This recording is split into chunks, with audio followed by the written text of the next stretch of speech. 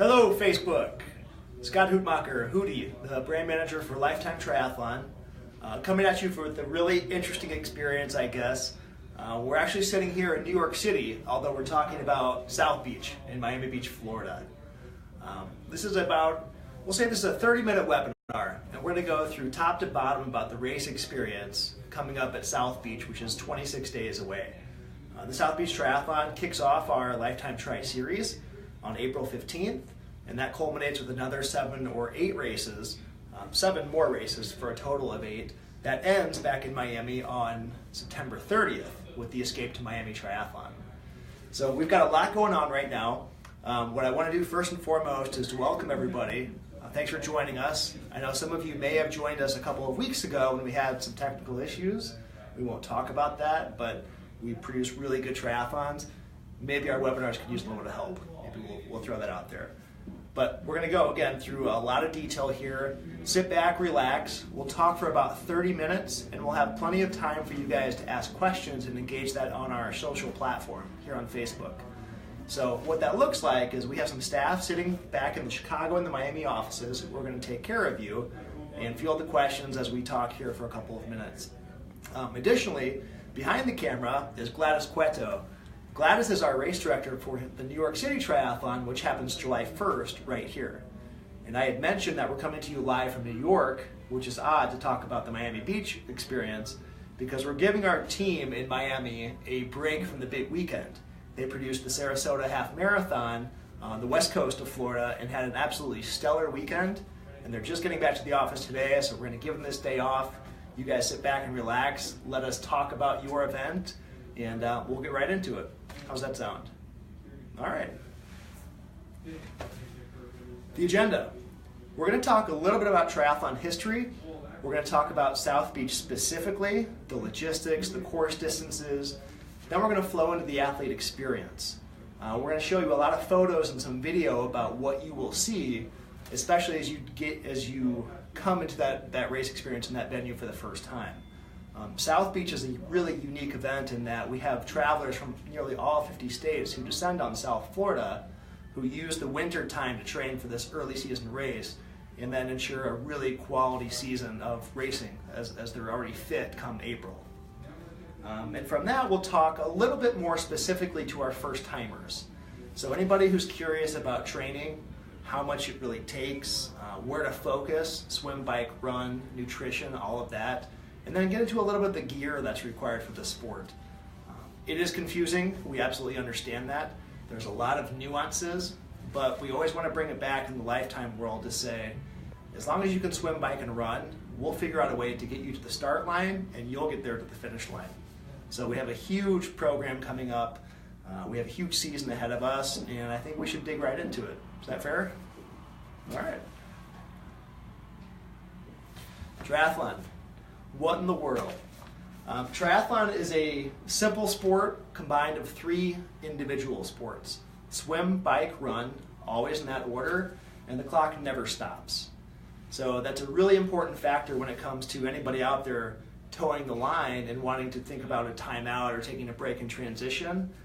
The clock doesn't stop until you cross that finish line. So timing is important, which comes back to you guys pushing as fast as you want to, or maybe just continuing on with perpetual motion and getting to the finish line feeling great, strong, confident, because we want you to come back. So the 2 pieces of the triathlon history that we want to focus on are, 1, in 2000, triathlon really took a boom, and it kind of blew up here in the States, especially when triathlon was added to the Olympic portfolio at the Sydney Olympic Games. So this is actually a shot of the swim start that was right outside the Sydney Harbor, or the Opera House right there at the Sydney Harbor, which just put triathlon on the map. And so we've had a meteoric rise of interest in the space. And again, that's what we do at Lifetime, is produce short course triathlons, which is the same distance they do in the Olympic Games. The other is a photo of Julie Moss. This takes us back 35 years, back into the late 70s, when Julie was captured by ESPN in the Wild World of Sports, crawling across the finish line at Kona. And this is an important distinction for our sport in that Kona is an Ironman, and the Ironman is the pinnacle of long-distance triathlon. It's often confused that Ironman is triathlon, and the reality is that Ironman is a long-distance form of triathlon. We produce short-distance races, and we'll get into that here quickly. There's a whole myriad of distances when you say triathlon. Again, we're talking swim, bike, and run. What we do is break down distances by the name, and these are all very synonymous terms across the triathlon industry. What we focus on is what will be highlighted here in the blue and green, is what we call sprint distance or the Olympic distance. And the Olympic is also synonymous with the term international. Now it's a little bit confusing. We like to be complex in this space, but the gist is this, that the standard distance that we operate is the most popular, and that's the international or Olympic. It's a 1,500 meter swim. That's a 25-mile bike ride, or 40 kilometers, and then it's a 10K run, which is 6.2 kilometers. If you take half of that, we call that the sprint distance in this industry, and those are exactly half of those distances. So just under a half-mile swim, a 12.5-mile bike ride, and then a 5K run, 3.1 miles. Pretty simple. When you throw Ironman into the equation, the distances don't correlate. You can't just say, okay, let's add 2 or 3 times per distance, because the Ironman comes from 3 existing events that happened in Hawaii that combined into their 140.6 miles. So again, we live in this very reasonable, fun environment, and we will continue to produce sprint and international distance races. So Lifetime Tri, who in the world are we? Like I had mentioned earlier, Lifetime produces 8 races across the United States. And again, we are a short course triathlon. We're not Ironman, we're the short stuff. It takes the average finisher an hour and a half to 3 hours. Very easy to get into. We have a ton of first timers. It's a great craft for veterans to be able to sharpen their saw and just become fast if they so choose. We'll get into some of the demographics of our audience here pretty quickly. But these are some of the markets that we operate that we'll talk about here in a second as well.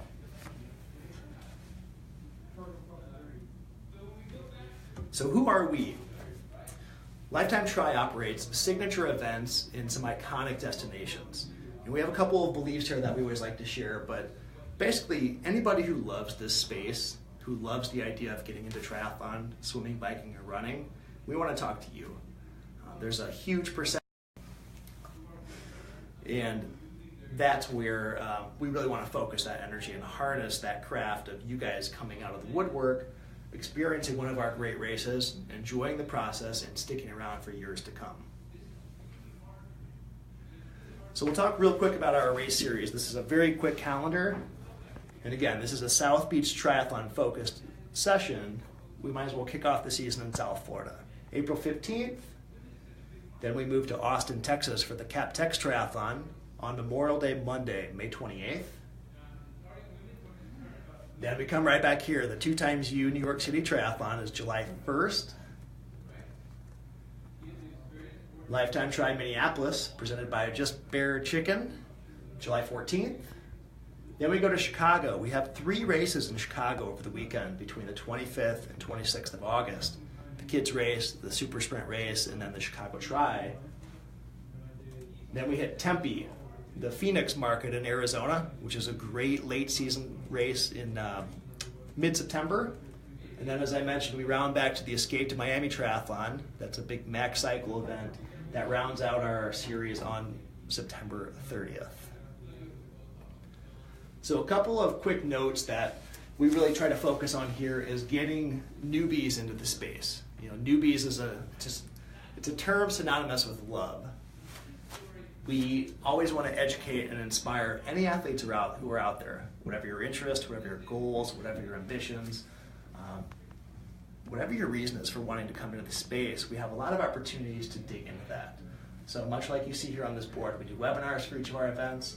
We host swim clinics in each of our markets, or the majority of our markets, soon to be all of them. We have first-timer specific programs. We do in-market coaching, and that's synonymous with the Lifetime Fitness clubs, of which we have a lot of partnerships across the country. And then we do indoor triathlons, again in those clubs. We have a series of indoor triathlons coming up on April 15th at about 20 of our clubs nationwide. So if you're curious, check out lifetimetri.com to see where some of those events are hosted. And specifically in the South Florida market, on April 14th, which is the day before the South Beach Triathlon, we host another swim clinic right there at South Beach, right around 7th Street and Ocean Drive, and it's an amazing opportunity to learn the art of open water swimming. Doing good? One more idea of who we are as Lifetime is we've made a couple of big changes in the past year, and this is in hopes to make our sport a little bit more attainable. We want to simplify the sport, we want to make it more accessible, more convenient, and more exciting. So these are a couple of bullet points that are built into our website. We won't go through them all right here, but it's just our approach to making the space better. So check out this page again on lifetimetry.com, and then we'll get cruising right into South Beach. South Beach Triathlon. We are 11 years old. We're 11 years old this year. The race is relatively new. Triathlon's been around for 35, check that, about 42 years now. So this is a relatively new event, and it's actually Miami Beach's only triathlon. So it's held right there in the Art Deco district on the hotels on Ocean Drive. The start line will vary depending on which distance you're doing, but you are in the heart of some of the most pristine, most gorgeous beaches right there in South Florida. South Beach has a tendency to recruit some amazing celebrities and some stellar athletes who come out of the woodwork because of partnerships with Save the Children, with St. Jude, and some other some big charitable groups, I guess, who come in to bring their athletes into this world-class race experience. So if you happen to be around the South Florida market on April 15th, you're not ready to race, you should definitely be on the beach to see who you might see. Maybe get a couple of autographs, some selfies, if you're into that. Something really important to point out too is the demographics of who's racing this. This is really surprising to a lot of first-timers or a lot of people curious about this space. The average age for most triathletes is about 40 years old. So the reality is that most of us didn't have triathlon as a conduit. Most of us played team sports in school. Triathlon's still a relatively new sport. And because of that, the athletes are generally older. So it's not a youth sport just yet, but there are initiatives to get high schools and some colleges involved and just bring this sport up to a little bit more of a mainstream status. With South Beach specifically, about 70% of the participants are male, 69% to be specific, which means females have a less show rate, or a less attendance rate, and we're always trying to encourage women to come out, and especially to swim and to prepare for this race on their own, or I guess in their own groups, in a very comfortable setting, and hopefully take away that dynamic of triathlon being a male-dominated space, for lack of better words. And we have some programming that we'll talk about to get into that. All right. Didn't mention this yet, but about 20% of our field are first-time triathletes, meaning they've never done an outdoor triathlon. So if you're curious of it, you're in good space.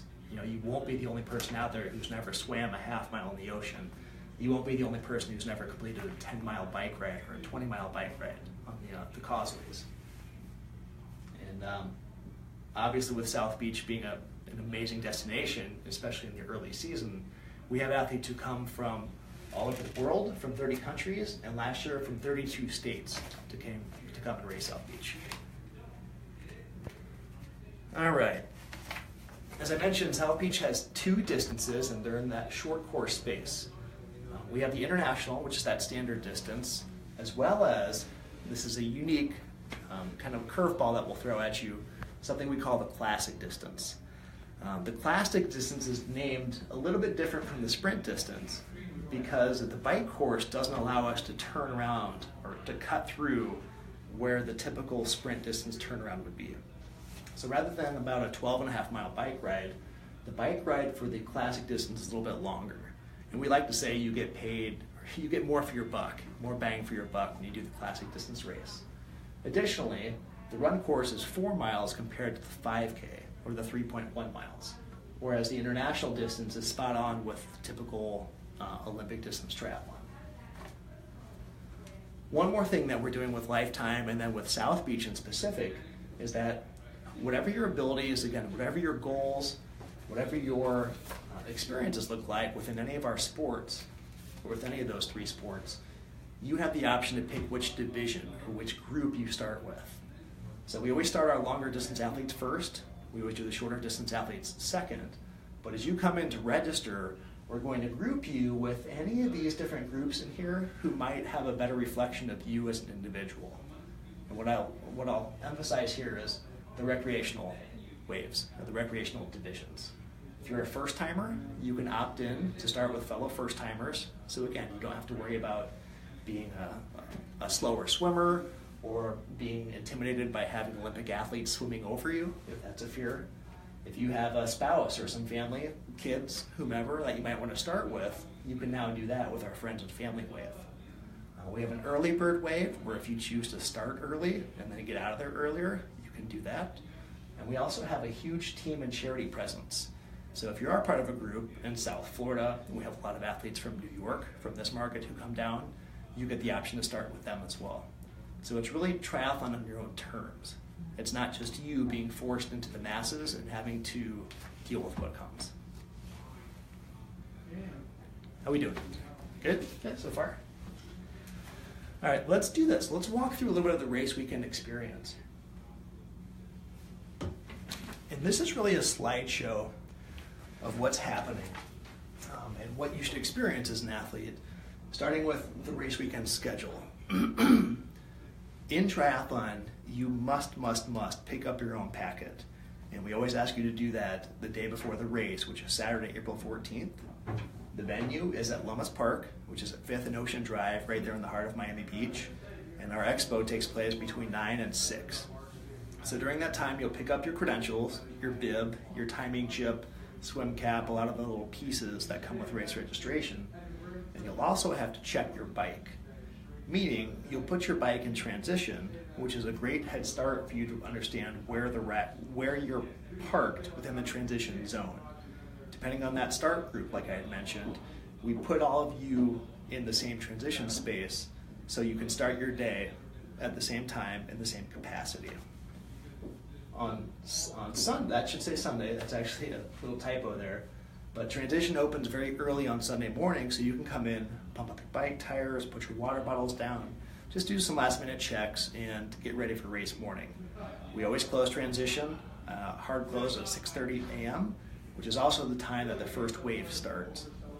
And then you can see the rest of the schedule there, which is also on southbeachtriathlon.com on the website. The course. This is what makes or breaks our races. Having amazing destinations with amazing courses that you can't ride or be a part of at any other point in the year because road closures, because of working with the city and the municipalities, getting traffic aids and police and fire to help support us. This is the coolest course I think we have in the circuit. You can see the swim course here is just a point-to-point shot. Yeah, feel free to zoom in there. We do have the course video coming up here as well. The bike ride takes you actually across 2 cities and through both the MacArthur Causeway and the Julia Tuttle Causeway and back. And then the run course takes you up the lakefront, or the ocean front, I should say, for your 4K or your 4 mile or your 10K 6.2 mile running adventure. And on the website as well, there's 2 very cool courses that are animated that you can check out, one of which we'll do a quick flyover right here. This should play. And this is the international distance. This is the longer distance, just to give you a gauge of where we go. Crossing over the MacArthur Causeway, going up 2nd Avenue, back to Miami Beach, doing a little wiggle around Alton Road there, through the park, and then back. So if any of you have run the Miami Marathon as well, a lot of the scenery will look identical to that, especially when you cross the MacArthur Causeway, with the cruise ships coming into port or leaving port, with all the tourists coming into the beach for the day. It's a pretty special vantage point.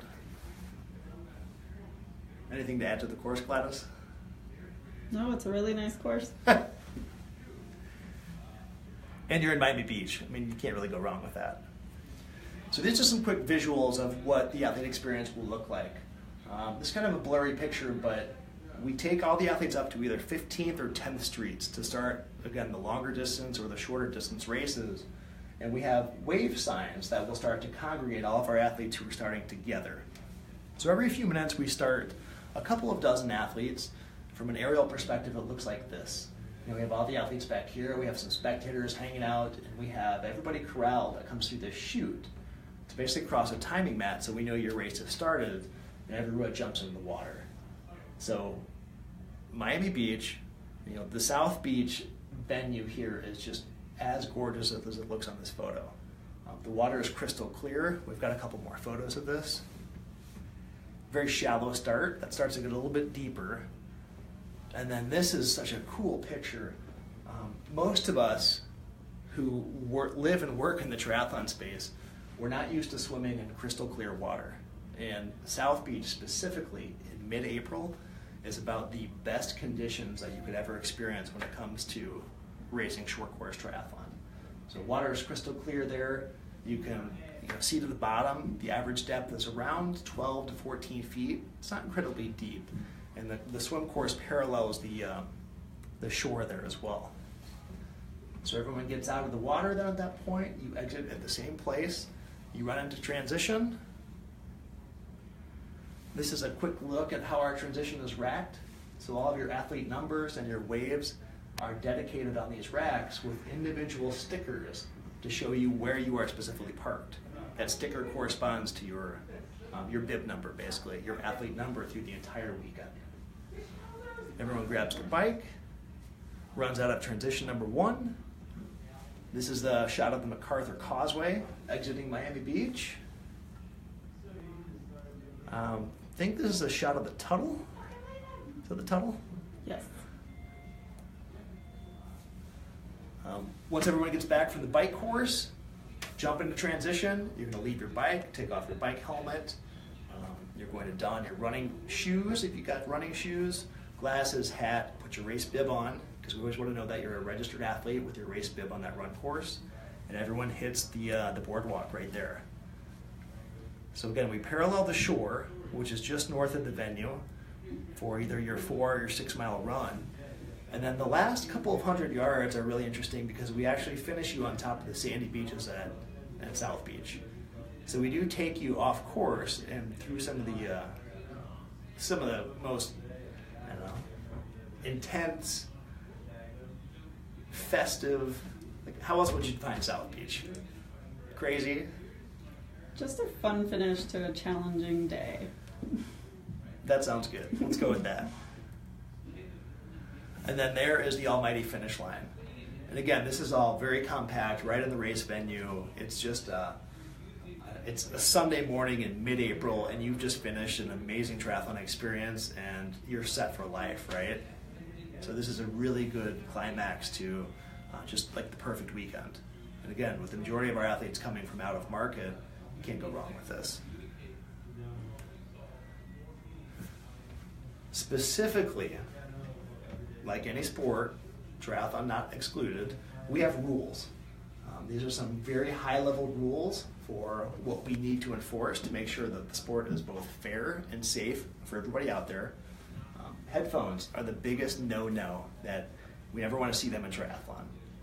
I know it's a little bit tougher for first-timers, especially runners who are familiar with running with them on the course to get that, but it's a safety issue. There's a lot happening in the water, on the bike especially, and even on the run. We want your ears, we want your full attention. Something brand new we're doing this year too, which we haven't formally announced, this will come in another week or two, is the fact that we are embracing what most of our athletes from Ironman, from the other triathlon competitions around the globe, what they're familiar with. Drafting is a little bit of a no-no, I guess. We want to make sure that you keep 4 bike lengths between you and the person in front of you, and the reason is not only for safety, but once you slip into that draft zone, which we call it, you gain an aerodynamic advantage. And that's unfair because triathlon is an individual sport here in the States, unlike a peloton you might see in the Tour de France where all those athletes are riding together and enjoying a draft. If you happen to get penalized this year for a drafting penalty, we're going to ask you to report into a penalty tent. or a penalty box, as Ironman calls it here. What that means is that athletes will come and stand down for a couple of minutes to basically reap the rewards of what they had gained by drafting. So we'll have a lot more details. We have an actual video that we'll display with this. And we have a lot of write-ups that are soon to come out to the market. You guys are actually the first to hear this. The penalty tent is coming to Lifetime. But we don't want to see you in it. And again, once you cross the finish line, the weekend isn't over yet. The post-race party kicks off. We have a huge paella. We have beer for everyone, sponsored by Mick Ultra. Our finish lines are synonymous with, they're huge, basically. And just a lot of things happening because we're on the beach and we're going to celebrate the fact that you just rocked out an amazing triathlon experience. We have an award ceremony. The top performers in those competitive age groups, not so much the recreationals, but those who are out there to really tear it up. We do award them in the top 3 within each of those divisions. Something that we're doing this year as well, all of the Lifetime events from the past, we'll say 8 months, have been qualifiers into a new championship event that we created. That championship will coincidentally be held here in New York City on July 1st, called the Lifetime Tri Championship.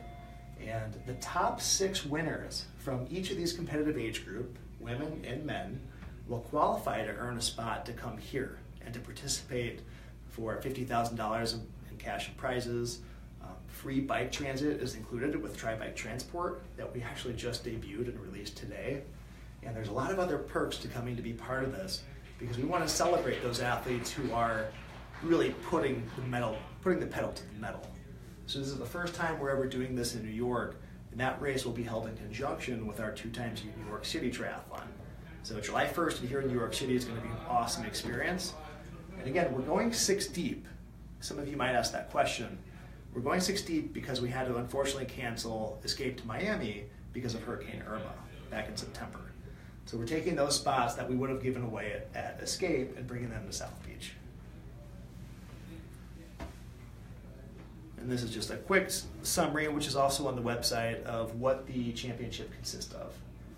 Go to the New York City Triathlon website for details on this. Okay, with that, let's do this. Should we take a quick break? You want to see if there's any photo or any questions that we should dig into, Gladys? Anything important out there? Doing good? Not right now. Okay, that's easy. Keep jumping on. Okay, so we'll dig into a little bit of the nuts and bolts if you're a first timer, how to actually come into the space and how to enjoy it. How are we doing time-wise? 30 minutes, 7:30. Are we really? Okay.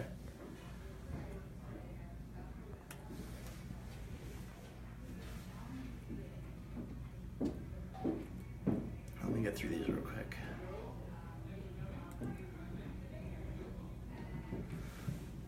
So these are the 3 biggest questions we get when it comes to training, especially with first timers. How much do you need to train? How do you divide that training across all the other events? Swim, bike, run, cross training, strength training. And then how do you piece together those workouts? So in a nutshell, let's say this. It's not as daunting as you might think. We think you need between 5 and 9 hours per week of training volume. And that can mean anything from very recreational leisurely rides and walks and short distance swims up until very intense VO2 threshold kind of all out efforts. Wherever you might fall on that spectrum, it's kind of on you, but the idea is that we want to bring it down to these very small numbers over the course of 8 to 10 or 12 to 14 weeks that will help you prepare and ramp up your body to get ready for race day. And as you look at those volumes and those numbers, take that across a spectrum where we add in volume on a week-by-week basis.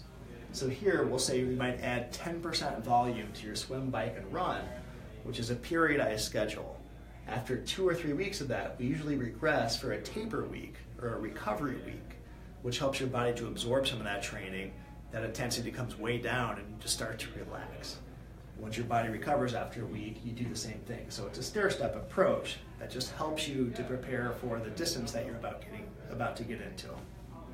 And then as far as piecing together your workouts, we really want you to alternate the idea of low impact sports not being adjacent to each other. So in the tri space, it's really running.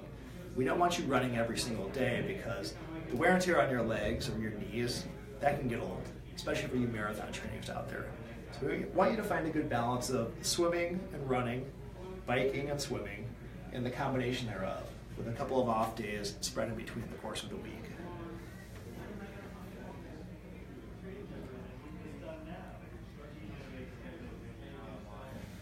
I won't go into all the details here, but there's a really quick chart to go over as far as what is actually required gear-wise, what's good to have, and what's a nice to have.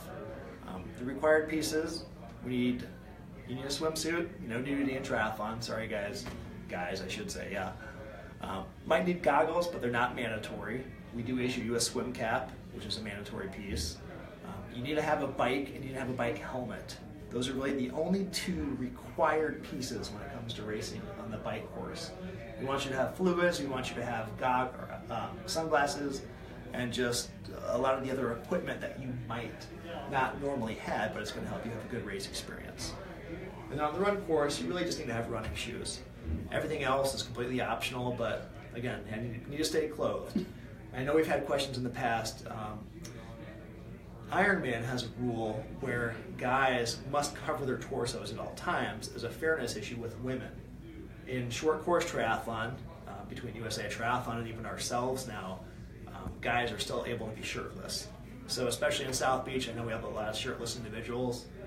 Leave your shirts at home. Another big piece, a big question, is the wetsuits. There are really 4 different types of wetsuits. Wetsuits are only legal in temperatures of 78 degrees or lower. Meaning if it's warmer water, we don't want you wearing a wetsuit because of the idea of overheating. A wetsuit is made of rubber, basically neoprene, with little nitrogen bubbles in there that create a layer around your skin. So it truly is like wearing a heated blanket if you're exposed to the right temperatures.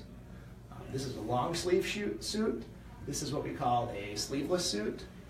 This is a shorty, which is really a triathlon, not a triathlon specific wetsuit.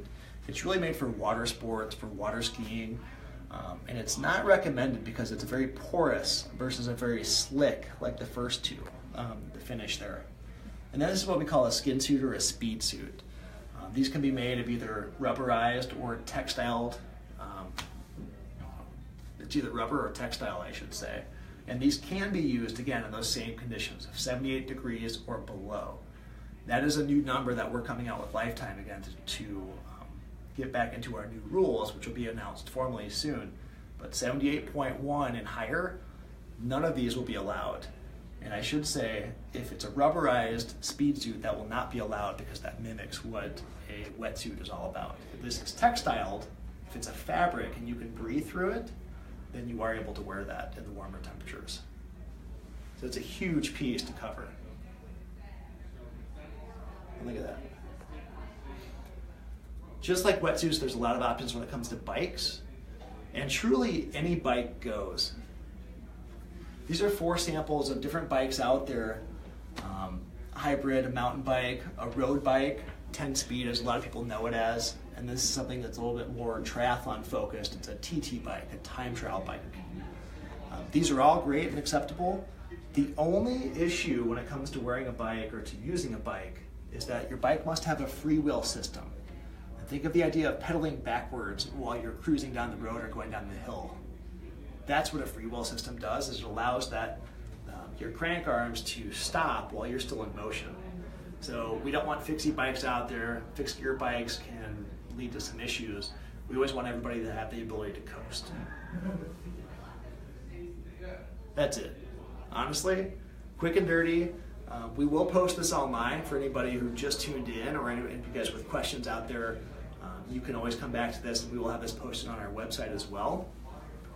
If anybody happens to be online in the next very, very short term, a little magic for you guys for hanging out with us. If you have not registered, type in the code WEBINAR. You can save $20.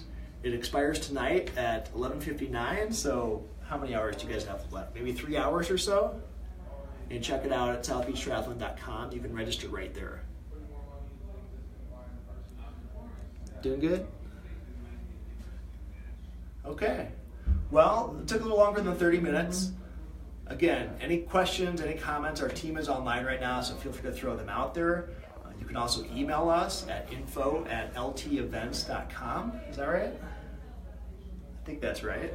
We have a couple different websites for our events, and then go to the southbeachtriathlon.com website for a lot of more details as well. So thank you guys for joining us.